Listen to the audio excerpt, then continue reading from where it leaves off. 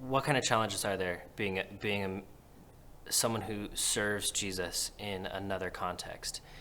Is that it shapes, it refines us, it strips us, it causes us to think, what does it mean to follow Jesus outside of my upbringing as being like a Midwestern American, and now I'm somewhere else where, I'm meeting Christians who are a part of a different culture, but they think about the world through a different cultural filter, and so is that okay? Yeah, that's okay. Okay, so now, we know that the church is global, and we know that, so what does it mean to follow Jesus? Not just follow Jesus as like a Midwestern North American, but just follow Jesus, plain and simple, and to love and serve him. In that is refining in a way that's hard to explain, and I think if like you talk with other missionaries, like they'll kind of express that as well. We've had health challenges in 4 years in the UK, like serious health challenges. There's things like when you're not close to your friends that you've grown up with, and your family's not close by, and you go through a challenge like a miscarriage, that is a lot heavier than, it's a heavy thing, but it adds heaviness that you're not close to, people that would just be right there for you, and you're with people that you're just beginning to build relationships with, and so just being away adds the challenges that already occur in everyday life are compounded by being away. And then serving, we were partnering with local churches in the UK for 4 years. And so understanding how churches do ministry in the UK and why they do it, and trying to ask thoughtful questions and be engaging without stepping on toes, and walking that balance of like I want to serve you and I love you and I'm here to like be for you as a church, but I'm not asking questions in a way that I'm trying to like judge you or I'm learning. I've only been here for a year and a half, that sort of thing. Trying to walk that balance of navigating kind of how culture communicates and how people communicate in a way that they understand you love them and you trust them, but you're just seeking to understand and learn. That's a difficult balance, and it takes time to understand how they communicate. Yeah, I think one of the biggest challenges maybe that I think people assume, but they don't understand the layers and the complexity, is that most missionaries are very lonely on most levels of their life. Because you're in a foreign context, you're lonely in the language level. You may be discouraged on not understanding the grocery store. You might not understand how to navigate the health system in the country that you're in. You don't have friends on a level that you need maybe for the circumstances that you're in. And then also on like maybe once you get on that plane, you've entered into a very specific third culture group of people. So while there's wonderful supporters and people that love Jesus on the home front and that bring so much encouragement and insight and support, there's still a lack of actual understanding of what your experience is. So you're limited and maybe lonely in a way of there's only so many people in the world that understand my situation. And that can be a huge challenge on many levels of going, I don't understand this culture. I don't even know who to ask. I don't know. I'm figuring out how to maybe reconstruct everything I know about myself because I'm battering up against different cross-cultural situations on a daily basis. I'm actually figuring out what my own culture is and understanding my own culture in the midst of seeking to understand somebody else's. So as you're humbling yourself and seeking to learn and understand another culture, you're also simultaneously framing your own culture that you didn't know you didn't know. And that can be really challenging, that you're like, I don't know how to be more humble. I don't know how to be I don't know how to make friends in this culture to fill that hole of loneliness or understanding that I want to have and I don't have yet. And that's a daily thing, and it's a clinging to each other because we share that experience, so it brings us closer together. But then also sometimes it could drive you apart because you're tired of only having that one person to turn to.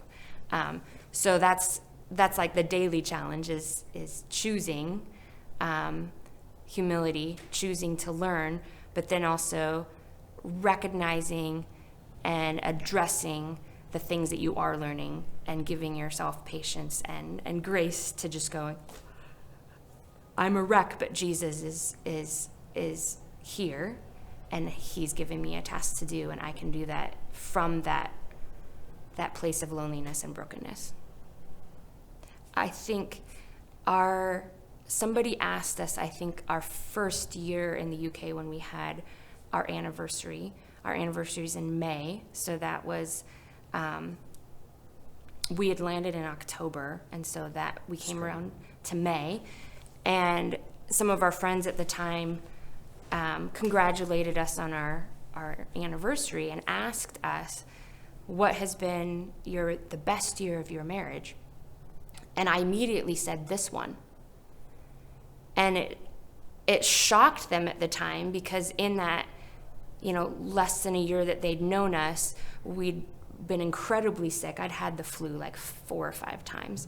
We'd gotten pregnant, had a miscarriage, and then I was pregnant again. We'd gotten mold in the house. Like, we just had, it was like, circumstantially, it was like one of the worst years that we'd probably had. But my gut response to that question was this year has been the best year of our marriage, because we had no choice but to cling to each other, and that became an incredibly enriching element of I do not have access to a church body where I can be fed every Sunday. And realizing that I now have to feed myself in a way that I've never had to before. And that element came out in our marriage of, we have to do this together. We have to cling to each other. You are also the only person that understands the struggle and the joys and whatever the circumstance was. We had to do that together. And that, I think, for our marriage was incredibly bonding and enriching, despite all that had happened in that year. 100%. And I would say that even the years just prior to heading to the field, we had worked opposite shift schedules at work, and then when we went into full-time support raising, we started living with family, either my family or your family, and so that's great. And a huge gift to us to be able to do that, but then you don't have that like privacy as like a married couple, to just be and talk, and so this heading to the mission field, and now like having been there for a season from a fall to a spring, was like the first time we were actually had considerable amount of time together, but also we weren't living in another person's space, so it was like, in some ways it felt like we were newlyweds, yeah. We have so much time together to talk and to process and to learn to just be together, but also because we were going through such a formative season of living cross-culturally, we had so much to discuss about, like, I had this weird experience today, and I don't know, it was a weird interaction with somebody, and help me understand, and then, we're just talking through all the things that we were learning and processing, and it really did like shape us and grew us together in a new way, in a beautiful way. And then having kids on top of it in our time, serving in the UK, that adds a whole nother level of being parents and parenting together, and how are we going to parent these kids, and